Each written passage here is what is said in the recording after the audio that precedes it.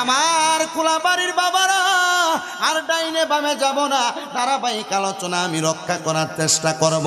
আমি আপনাদের কাছে আল্লাহর কোরআন থেকে একটা আয়াতে কারিমা তেলাওয়াত করেছি, যে আয়াতে কারিমার মধ্যে আমার আল্লাহ ঘোষণা করেছেন ওয়াল্লাযীনা ইউযুনাল মুমিনিনা ওয়াল মুমিনাতি বিগাইরি মাকতাসাবু।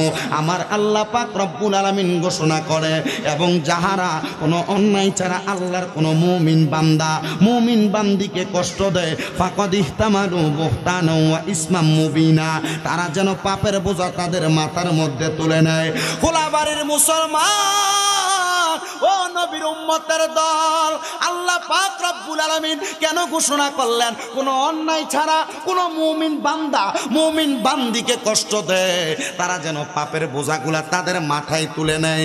আপনারা মুমিন বান্দা চিনার জন্য আপনারা কোন সিমটম ব্যবহার করেন আমি জানি না, কিন্তু আল্লাহর হাবিব সাল্লাল্লাহু আলাইহি ওয়াসাল্লাম মুমিন বান্দা চিনার ব্যাপারে হাদিস শরীফে ইবনে মাজাহ শরীফের 303 নম্বর পৃষ্ঠার মধ্যে হাদিস বর্ণনা করে, আলা উনাব্বিউকুম বিখিয়ারিকুম ক্বালু বালা।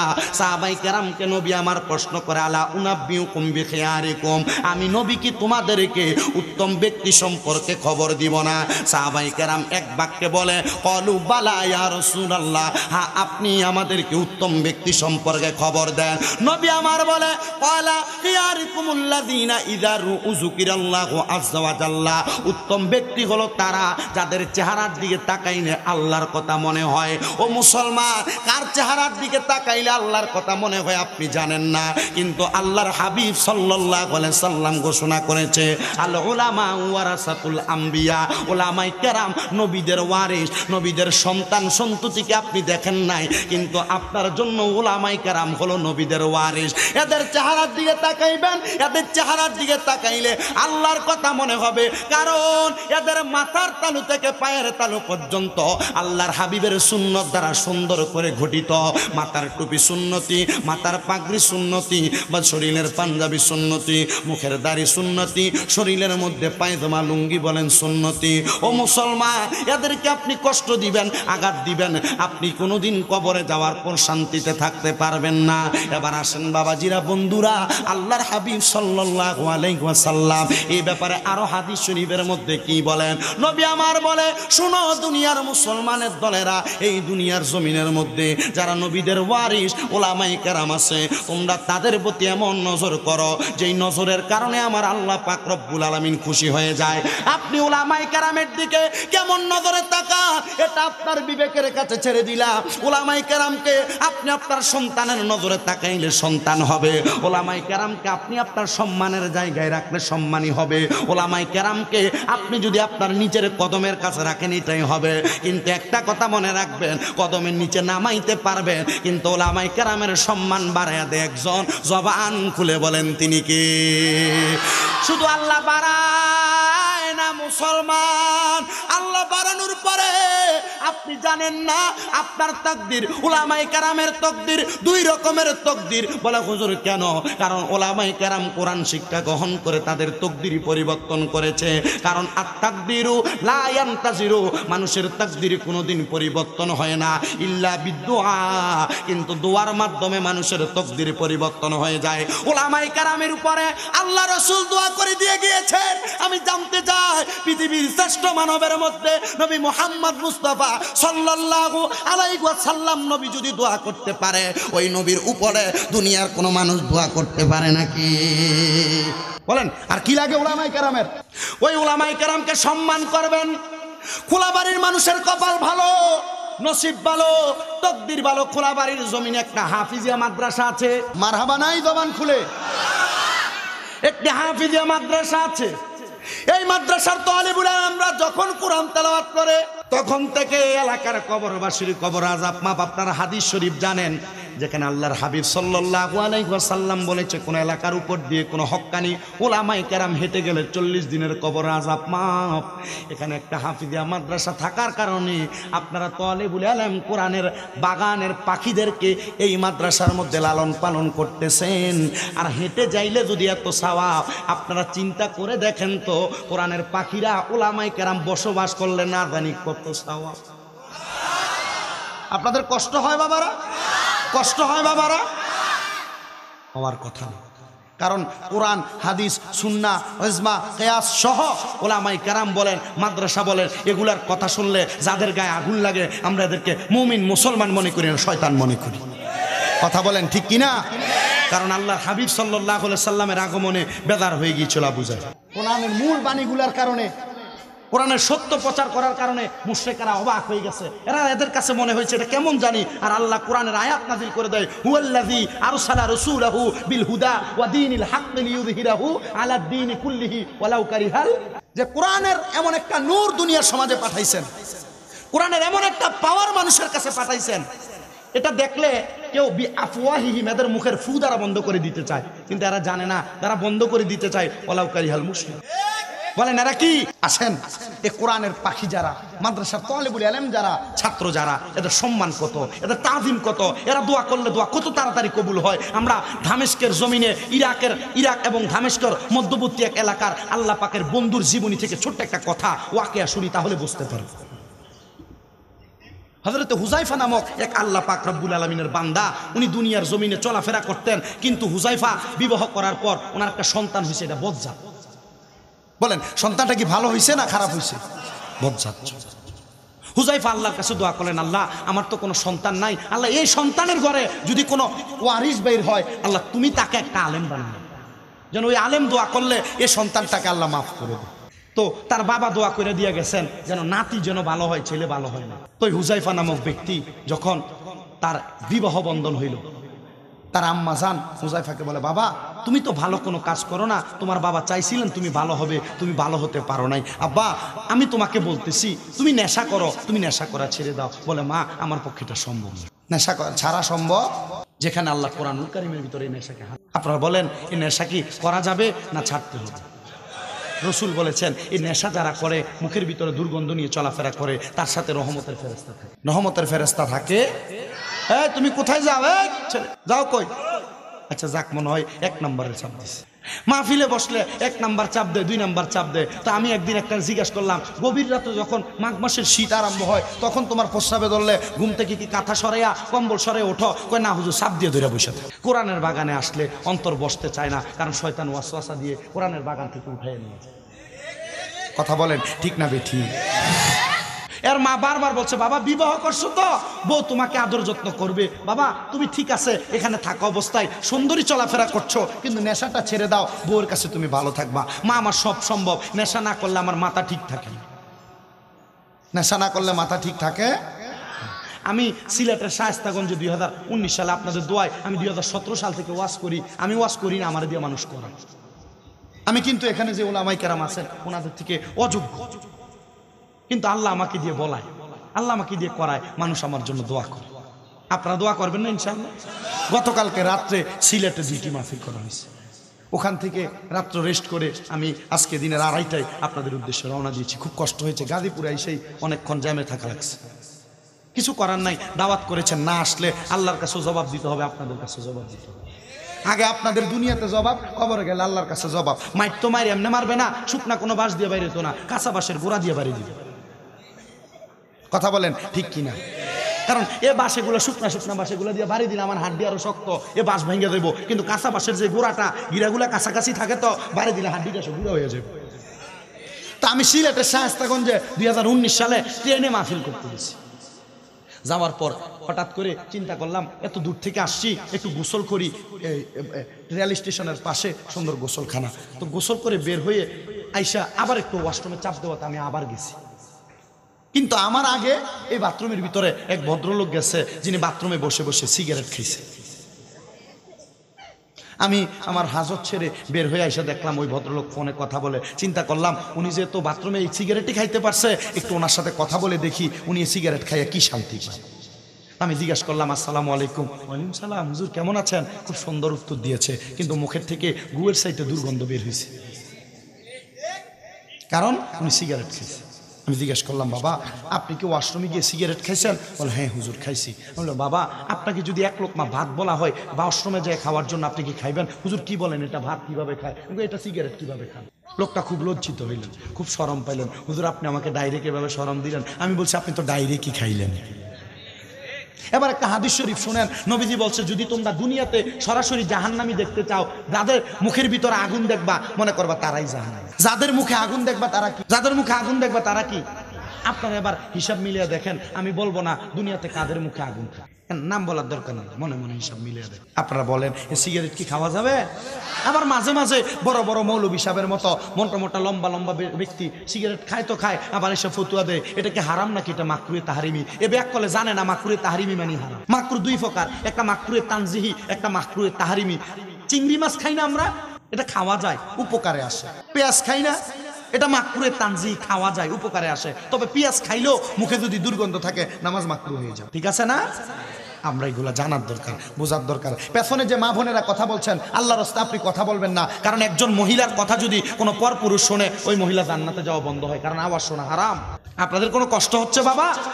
আমি বেশি রাত্র করব না, আমি 10টায় মাইক ধরার কথা, তবুও আপনারা আমাকে একটু দেরি করে 11টা বাজার 6 মিনিট আগে মাইক দিছে।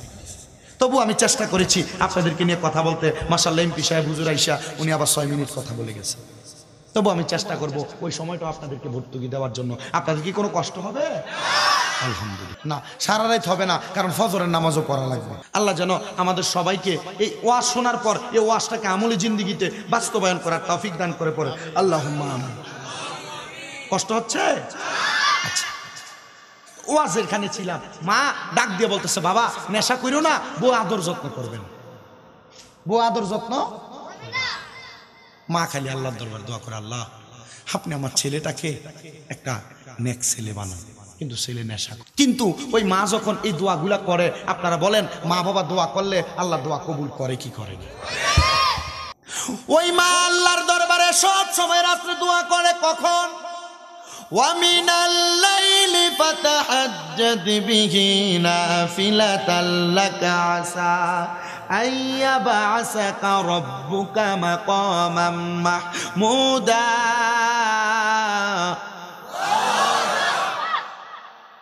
ওই দোয়া যে আল্লাহ রসুলকে বলেছিলেন আপনি রাতের কিছু অংশে তাহাজ্জুদের নামাজ পড়েন, এটা আপনার জন্য খাস করা হয়েছে। যদি আপনি তাহাজ্জুদ পড়েন অতি সত্বর আপনাকে মাকামে মাহমুদ দেওয়া হবে। এই আয়াত নাযিল হওয়ার পর নবীজি আল্লাহর দরবারে মাসুম বাচ্চাদের মতো কান্না করা শুরু করে দিয়েছে। নবীজি বলছে আল্লাহ আমি কান্না করতেছি, ও আল্লাহ আপনার কাছে আমাকে তাহাজ্জুদ পড়লে আপনি মাকামে মাহমুদ দিবেন, আমার উম্মত যদি তাহাজ্জুদ পড়ে আপনি আমার উম্মত। বোনেরা মাইকের আওয়াজ যদি আপনাদের কানে যায়, আমি সুদূর কুমিল্লা থেকে শামীম দাদা আপনাদের এলাকায় আগমন করেছি আমার পাপিত বান্দারা দুই একটা কথা আপনাদেরকে শোনানোর জন্য। আপনারা জান্নাতের বাগানে এসেছেন, বসেছেন, কিন্তু আজকে এই সময় অনেক মানুষ টাঙ্গাইলের হসপিটালে ভর্তি, অনেক মানুষ বাড়ি ঘরে কর্মব্যস্ততায় আছে, অনেক মানুষ তাদের ব্যবসা বাণিজ্য নিয়ে ব্যস্ত আছে। কিন্তু আমার আল্লাহ দয়ার আল্লাহ রব্বুল আলামিন আমাদেরকে মায়া করে দয়া করে জান্নাতের বাগানে বসাইছেন।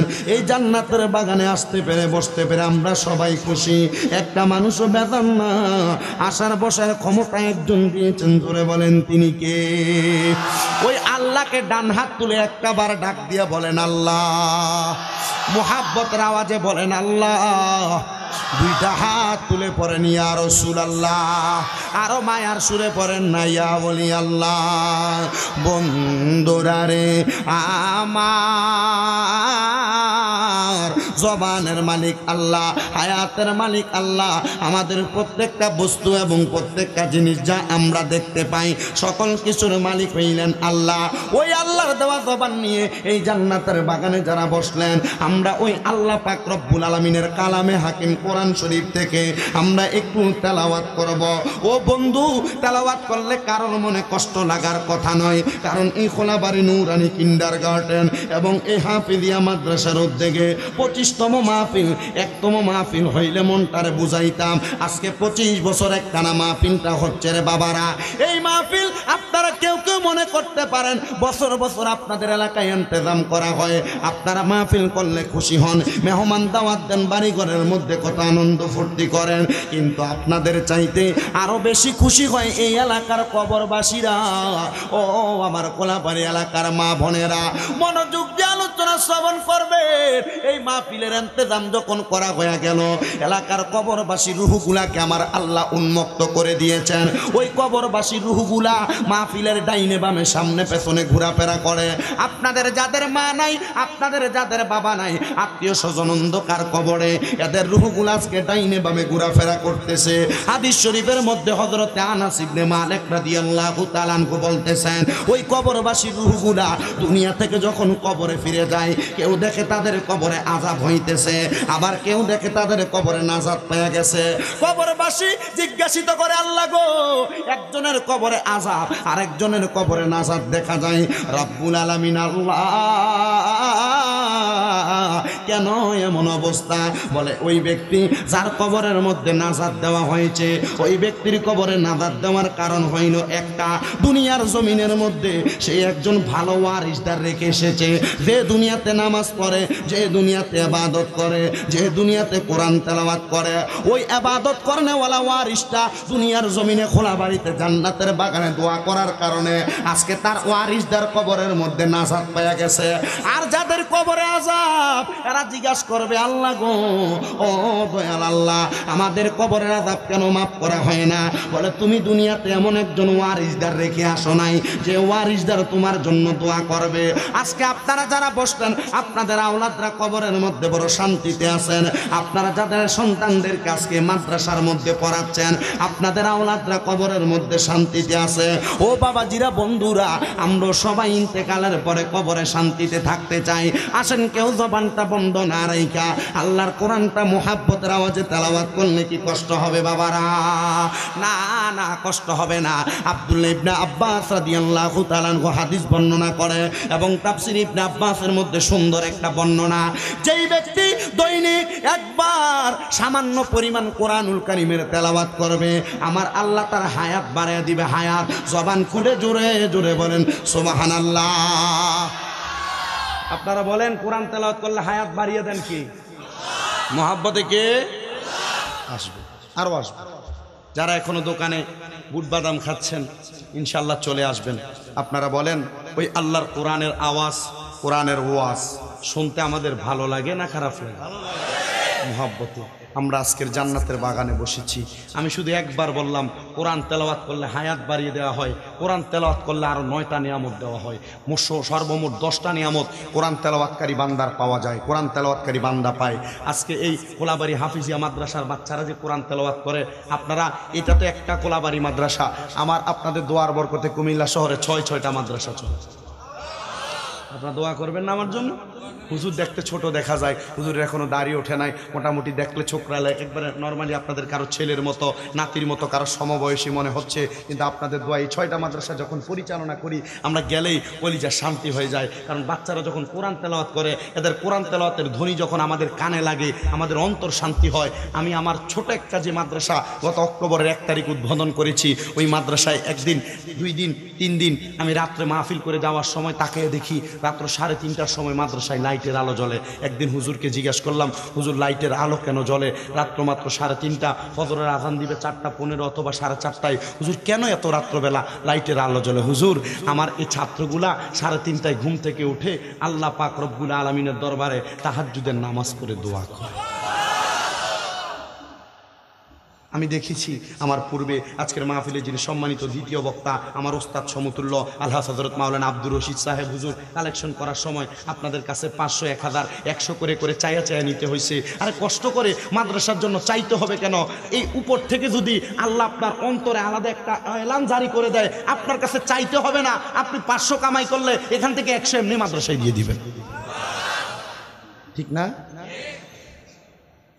এক লোক মা বাবার আলোচনা করার পরে আমাকে পরের দিন ফোন দিছেন, হুজুর আপনি আমার কাছে মা বাবার আলোচনা করেছেন, আমার অন্তরে মায়া লাগছে। হুজুর, আমি মাছ ব্যবসায়ী, আমি আপনার মাদ্রাসায় 1 মণ মাছ পাঠিয়ে দিই। আপনারা তো এমন অনেক ব্যবসায়ী আছেন, মাঝে মাঝে তরকারি কম দামে বিক্রি করে ফেলা লাগে, মাঝে মাঝে এই তরকারির টাকা মাদ্রাসায় পাঠিয়ে দিই। কথা বলেন না? আর দরকার আছে কি না? দুনিয়াতে 100 টাকা বিক্রি করলে এই 100 টাকা হয়তো আপনার দুনিয়ার কাজে লাগবে, কিন্তু মাদ্রাসায় দিলে এটা নাজাতের কাজে লাগবে। কথা বলেন ঠিক কিনা? আমার পর্দার অন্তরালে অনেক মা বোনের আলোচনা শ্রবণ করতেছেন। আমাকে একজন বলছে, হুজুর পুরুষ যত আছে তার চাইতে বেশি আমার মা বোন আছে। আমি আপনাদেরকে বলবো মনোযোগের সাথে আলোচনা শ্রবণ করবেন। 1 নাম্বার, আল্লাহর কোরআন তেলাওয়াত করলে কি বেড়ে যায়? হায়াত বেড়ে যায়। মাহফিলের প্যান্ডেলের পেছনে যারা কথা বলতেছে, কথা বলা যাবে না। কোনো মানুষ যদি স্ট্রোক করে, তাকে ঢাকা শহর নিয়ে যাওয়া হয় আইসিইউতে রাখার জন্য, একদিন থাকলে 70-80 হাজার টাকা লাগে। লাগে কি না? আর কোন আল্লাহর প্রিয় নেক বান্দা যদি মাত্র সামান্য কোরআন তেলাওয়াত করে, তার হায়াত বেড়ে যায়। 2 নাম্বার, আল্লাহর কোরআন যারা তেলাওয়াত করে, ওই ব্যক্তি যদি কোনো কঠিন বিপদে থাকে, আল্লাহ বিপদ থেকে উদ্ধার করে দেন। আমি শুধু আপনাদেরকে ফজিলতটা বলবো, আপনারা শুধু সুবহানাল্লাহ বলবেন। পারবেন না ইনশাআল্লাহ? 2 নাম্বার, বিপদ থেকে উদ্ধার করে দেয়। কেমন? 3 নাম্বার, ওই বান্দার যদি অভাব থাকে, মানে রিজিকের ব্যবস্থা আল্লাহ করে দেয়। আল্লাহর পক্ষ থেকে এমন রিজিক আছে যেটা উত্তম রিজিক, এটা কোনো হারাম নাই, সব হালাল। 4 নাম্বার, ওই বান্দা যদি কোনো অসুস্থতায় থাকে, আল্লাহ তাকে অসুস্থতা থেকে শেফা দান করে। 5 নাম্বার, ওই বান্দা ইন্তেকাল করার সময় ঈমান নিয়ে ইন্তেকাল করে। 6 নাম্বার, ওই বান্দা যখন ইন্তেকাল করার পর দুনিয়ার মানুষ দেখে 3.5 হাত মাটির বিছানার মধ্যে তাকে শোয়া দেওয়া হয়, কিন্তু রসুল হাদিস শরীফে বলছে, যে ব্যক্তি কোরআন তেলাওয়াতকারী বান্দা, ওই ব্যক্তির কবরে জান্নাতি 3 জন ফেরেশতা আইসা তার কবরে জান্নাতি বিছানা বিছায়া দেয়। 8 নাম্বার, ওই ব্যক্তির কবরে যখন ফেরেশতা আসে, অন্যান্যদের কবর দেখে অন্ধকার, কিন্তু কোরআন তেলাওয়াতকারী বান্দার কবর দেখে নূরের আলোতে আলোকিত হয়ে আছে। 9 নাম্বার, ওই কবরে ওই বান্দাটা যখন কবর থেকে মিজানের পাল্লার কাছে যায়, মিজানের পাল্লার কাছ থেকে ফুলসেরাতের পারে যায়, ওই বান্দা বিসমিল্লাহ বলে ফুলসেরাতে কদম রাখে, চোখ খুলেই দেখে বান্দা ফুলসেরাত পার হয়ে গেছে। 10 নাম্বার, বান্দা বেহিসাব ফাদা খালাল জান্নাহ, বান্দা জান্নাতে প্রবেশ করে। তোমরা যারা কোরআন তেলাওয়াত করো, আপনারা যারা ছাত্র ভাইয়েরা আছেন, আপনারা বিশেষ করে যারা ওস্তাদুল আসাতে যারা আছেন, মাদ্রাসার ছাত্রদেরকে, তালেবুল আলেমদেরকে কোরআন শিক্ষা গ্রহণ করান, আপনারাও কি নিয়ামত পেয়ে যাবেন। চিন্তা করেন, কোরআন তেলাওয়াত করলে 10টা নিয়ামত পাওয়া যাবে, লাস্ট যেটা হিসাব ছাড়া জান্নাতে চলে যাবে। তাহলে আজকে ওই কোরআন তেলাওয়াতকারী বান্দাদের এই জান্নাতের বাগান মাহফিল, আপনারা যারা আসছেন কষ্ট করে মাহফিল শোনার জন্য, আপনারা বলেন আমরা সবাই ওই কোরআন তেলাওয়াত করে আল্লাহ এবং তার রসুলের রেজামন্দি হাসিল করার দরকার আছে কিনা? সবাই আমার সাথে জোরে জোরে পড়ে না, আউযু বিল্লাহি মিনাশ বিবারাকাতি বিসমিল্লাহির রহমানির রহিম। ওয়াল্লাযীনা ইউযুনাল মুমিনিনা ওয়াল মুমিনাতি বিগাইরি মাকতাসাবু ফাকাদ ইহতামালু বুহতানা ওয়া ইসমান মুবিনা। وقال في حديث الشريف عن أنس رضي الله تعالى عنه قال قال رسول الله صلى الله عليه وسلم ألا أخبرك عن ملوك الجنة قلت بلى يا رسول الله قال خياركم الذين إذا ذكر الله عز وجل رواه ابن ماجه أو كما قال عليه الصلاة والسلام. وقال في شان حبيبه ومحبوبه ومعشوقه مخبرا وآمرا إن الله وملائكته يصلون على النبي يا أيها الذين آمنوا صلوا عليه وسلموا تسليما. اللهم একটু সামনের দিকে এসে জায়গা করে দেন। মাওলানা মুহাম্মদ ওয়া আলা আলি সাইয়্যিদ। মোহাব্বতের আওয়াজে জবান খুলে, আরো মোহাব্বতের আওয়াজে পড়েন আল্লাহুম্মা সাল্লি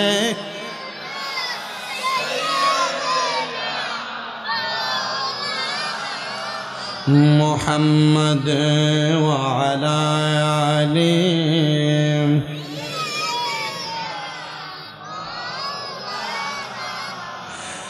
পাথরে কালিমা পড়ে আমার দয়াল নবীর পরশে উস্তুনে হান্নানা কান্দে মায়ার নবীর বিরহে নবীজির আঙ্গুলের ইশারায় চন্দ্র দুই ভাগ হয়ে যায় ওই নবীজি কান্দেন শুয়ে সোনার মদিনায় আল্লাহুম্মা সাল্লি মোহাব্বতের আওয়াজে জবান খুলে অন্তরে প্রেম পয়দা হবে, ঈমান পয়দা হবে। জোরে মুহাম্মদ ওয়া আলা আলি সাইয়্যিদিনা। বেলা যখন শেষ হইবে পারের তরি থাকে না সময় থাকতে মুর্শিদ ধরে জীবন কর সাধনা আল্লাহুম্মা সাল্লি মোহাব্বতের আওয়াজে মাওলানা মুহাম্মদ ওয়া আলা আলি সাইয়্যিদিনা। সবাই জবান খুলে মুহাব্বতের আওয়াজে একটু জিকির করেন লা ইলাহা ইল্লাল্লাহু লা ইলাহা লা ইলাহা ইল্লাল্লাহু লা ইলাহা লা ইলাহা ইল্লাল্লাহ লা ইলাহা লাল্লাহু লা ইলাহা লা ইলাহা ইল্লাল্লাহু মুহাম্মাদুর রাসূলুল্লাহ সাল্লাল্লাহু আলাইহি ওয়াসাল্লাম। নারে তাকবীর, নারে রিসালাত। সম্মানিত অতিথি মহোদয়ের আগমন, সবাই জোরে বলেন মারহাবা।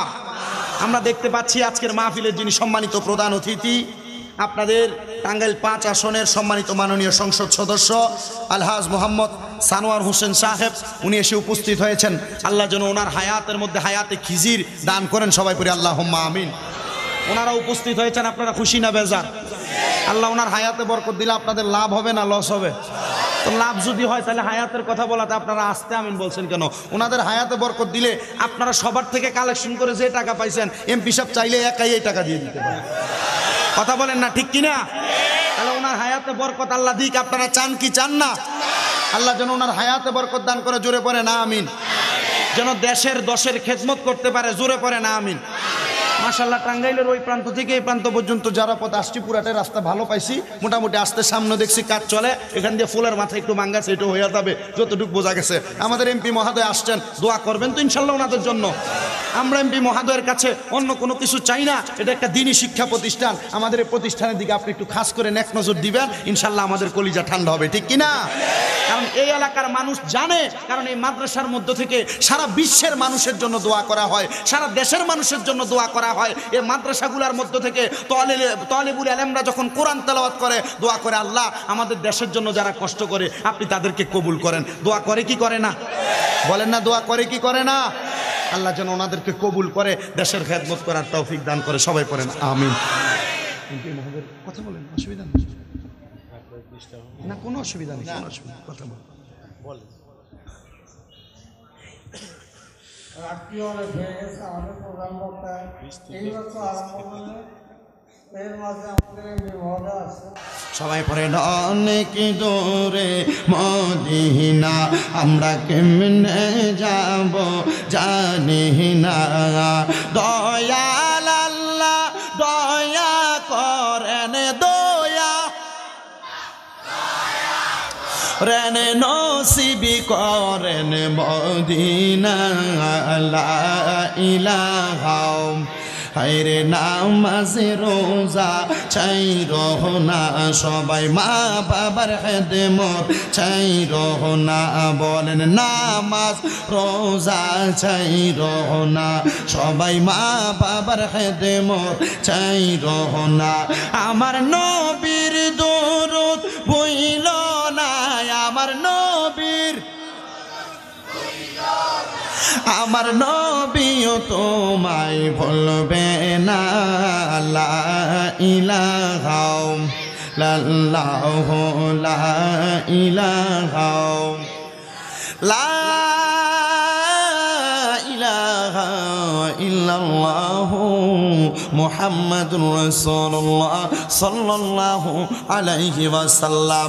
আমার ভাইয়েরা বাবারা বন্ধুরা ও আমার টাঙ্গাইল সদরের আজকে এই খোলাবাড়ি এলাকার বাবাজিরা বন্ধুরা আশেপাশে এলাকার মুরব্বীরা যুবকেরা পর্দারশিনী আমার মা বোনেরা এই জান্নাতের বাগানে আপনাদেরকে যদি প্রশ্ন করা হয় কেন আপনারা মাহফিলে বসলেন আপনাদের পক্ষ থেকে উত্তর আসবে হুজুর আমাদেরকে কেউ টাকা দিয়াই না মাহফিলে বসাই নাই এই মাহফিলে আমরা খাবারের লোভে বসি নাই কেন বসলা বাবারা আপনারা বলবেন হুজুর আমরা বসার কারণ হইল একটা আমরা জীবনে অনেক গুনাহ করেছি লুকায়া লুকায়া গুনাহ করেছি গোপনে গোপনে গুনাহ করেছি আমি বাবার গুনার খবর আমার সন্তান জানে না ওই সন্তান যদি বাবার গুনার খবর জানতো বাবা বইলা পরিচয় দিত না সন্তানের গুনার খবর মা জানে না মা যদি জানতো সন্তান বলে পরিচয় দিত না ও আমার টাঙ্গাইলের বাবারা এই শামীম ব্রাদার গুনাহ যদি আপনারা দেখতেন আমার মাহফিলের মধ্যে আপনারা প্রধান বক্তা বানিয়ে বসাইতেন না আল্লাহর দরবারে শুকরিয়া ওই আল্লাহ দয়া করে মায়া করে আমাদের গুনাহগুলা গোপন করে রেখেছেন কিন্তু সাহাবায়ে কেরাম বলে ইয়া রাসূলুল্লাহ নবীজি ও মায়ার নবীজি আপনার উম্মত তো দুনিয়াতে সংসারের মায়ায় পইরা দুনিয়ার ব্যস্ততায় পইরা গুনাহ করবে আপনার উম্মতের গুনাহগুলা কি মাফ করা হবে না আমার নবী বলে উম্মত রে জানার পরে বোঝার পরে যদি তুমি গুনাহ করো ওই গুনার কারণে তুমি উম্মত জাহান্নামের অতল গহ্বরে পড়বে যে জাহান্নামের উপর থেকে একটা পাথর নিক্ষেপ করলে ওই পাথরটা নিচে যেয়ে পৌঁছাইতে 500 বছর লাগে তোমার দেহটা কতবার জইলা পুইরা সরকার হইয়া যাইব তুমি উম্মত চিন্তা করতে পারবা না সাহাবায়ে কেরাম চোখ মুবারকের পানিগুলা ছেড়ে দিয়ে কান্না করে ও মায়ার নবী ও দয়ার নবী আমরা আপনার কাছে জানতে চাই আমরা যদি এই গুনাহগুলার কারণে আপনার উম্মতেরা যদি নাজাত না পায় আপনার উম্মতেরা কেমনে দুনিয়া থেকে জান্নাতে যাবে নবী আমার বলে উম্মত ওই গুনাহগুলা করার কারণে তাদের বাম স্তনের 2 আঙ্গুল নিচে সাদা গোস্তের টুকরা যেটার নাম লতিফে কলব ওই লতিফে কলবে একটা গুনার কারণে একটা দাগ পড়ে যায় 2টা গুনার কারণে 2টা দাগ পড়ে যায় ওই গুনাহগুলা কইরা যদি উম্মত কবরে আসে উম্মত বাঁচতে পারবে না নাজাত পাবে না সাহাবীরা বলে ইয়া রাসূলুল্লাহ ও মায়ার নবী আপনার কাছে জানতে চাই উম্মতের কলবটা কি কোনোভাবে পরিষ্কার করা যায় না নবী বলে লিকুল্লি শাইইন সিকালা প্রত্যেকটা বস্তুকে পরিষ্কার করার একটা যন্ত্র আছে মাধ্যম আছে নবীর সাহাবীরা বলে ইয়া রাসূলুল্লাহ নবী গো ও মায়ার নবীজি আপনার উম্মতের কলব পরিষ্কার করার যন্ত্র কি আমার নবী বলে ওয়াসিকালাতিল কুলুবি যিকরিল্লাহ উম্মতের কলবের ময়লা পরিষ্কার করার যন্ত্রের নাম হলো আল্লাহর জিকির ও মুসলমান আপনি জীবনে যত গুনাহ করেন না কেন আসেন বাবাজিরা বন্ধুরা জীবনের গুনার কথা স্মরণ করে চক্ষুটা বন্ধ করে দিয়ে একটু মুহাব্বতের আওয়াজে আমার আল্লাহ পাকের জিকিরে মশগুল হয়ে যান সবাই জোরে জোরে আল্লাহর জিকির করেন একটু মুহাব্বতের সাথে নিজের জীবনের গুনার কথা স্মরণ করেন আর জোরে জোরে আমার আল্লাহ পাকের ইসমে জাতের জিকির করেন আল্লাহ আল্লাহ আল্লাহ আল্লাহ আল্লাহ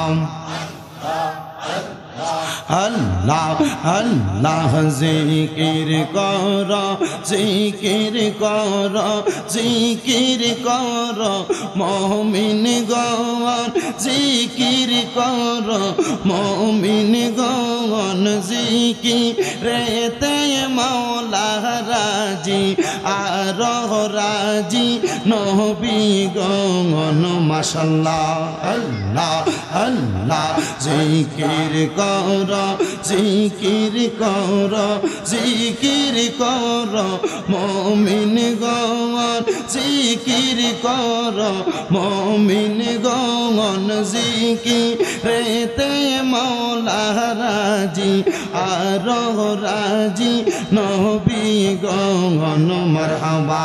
জবান খুলে আল্লাহর ডাকলে শরম নাই। আল্লাহ আল্লাহ হস্ত দিলা সে বিবারে জিবা দিলা ডাকতে তারে নয়ন দিলা দেখিবারে নয়ন দিলা দেখিবারে তবু কেন অন্ধ মন মারহাবা।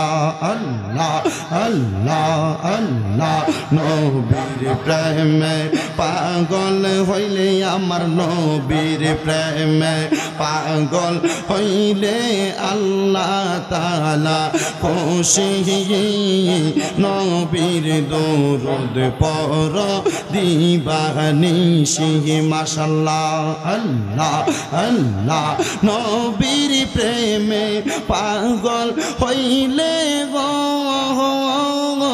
আল্লাহ তাআলার দিদার মিলে গো মারহাবা। আল্লাহ আল্লাহ প্রমাণ আছে হযরত বিল্লাল প্রমাণ আছে হযরত বিল্লাল বানছে প্রেম রশি নবীর দরুদ পড় দিবানিশি মাশাআল্লাহ আল্লাহ আল্লাহ আল্লাহ হানজালা যে আশিক ছিল গো নবীর প্রেমে জীবন দিল গো মাশাআল্লাহ আল্লাহ আল্লাহ হানজালা যে আশিক ছিল গো নবীর প্রেমে জীবন দিল গো মারহাবা। আল্লাহ আল্লাহ গোসল রাইল তারে গোসল রাইল তারে ফেরেশতার দলে নবীর প্রেমে থাকো দিবানিশি মারহাবা। আল্লাহ আল্লাহ আল্লাহ আল্লাহ একদিন নিয়া যাইবা ইমানদার বা নাইয়া নিও ইমানদার বা নাইয়া নিও নবী জির প্রেম ইমানের মূল সবাই বোঝার তৌফিক দিও মাশাআল্লাহ। জবান খুলে ডাকেন আল্লাহ আল্লাহ কোরআনে আহাব্বায়াসে ইউহিব্বু কয় হাদিসেতে হুব্বুর রাসূলি মিনাল ঈমান হাদিস শরীফ দেখা লইও আল্লাহ একদিন নিয়া যাইবা ইমানদার বানাইয়া নিও ইমানদার বানাইয়া নিও নবীজির প্রেম ইমানের মূল সবাই বোঝার তৌফিক দিও মাশাআল্লাহ আল্লাহ আল্লাহ কবরে পরীক্ষা হবে নবীজিকে দেখাইবে যেন বিকে না চিনিবে যেন বিকে না চিনিবে জান্নাত পাবার আশা নাই ও মাশাআল্লাহ আল্লাহ আল্লাহ ফুল সে রাতের কঠিন পারে সেইখানে নবীকে পাবে সাফায়াত করবেন মায়ার নবী উম্মত বলে কাছে নিবেন আল্লাহ একদিন নিয়া যাইবা ইমানদার বা নাইয়া নিও ইমানদার বা নাইয়া নিও নবী জির প্রেম ইমানের মূল সবাই বোঝার তৌফিক দিও মাশাআল্লাহ আল্লাহ আল্লাহ আল্লাহ লা ইলাহা ইল্লাল্লাহু মুহাম্মাদুর রাসূলুল্লাহ সাল্লাল্লাহু আলাইহি ওয়াসাল্লাম সবাই মুহাব্বতের আওয়াজে জবান খুলে জোরে পড়েন আলহামদুলিল্লাহ। জিকির করলাম কার? আল্লাহর জিকির করলে গুনাহ মাফ হয়, বিশ্বাস অন্তরে আছে না নাই?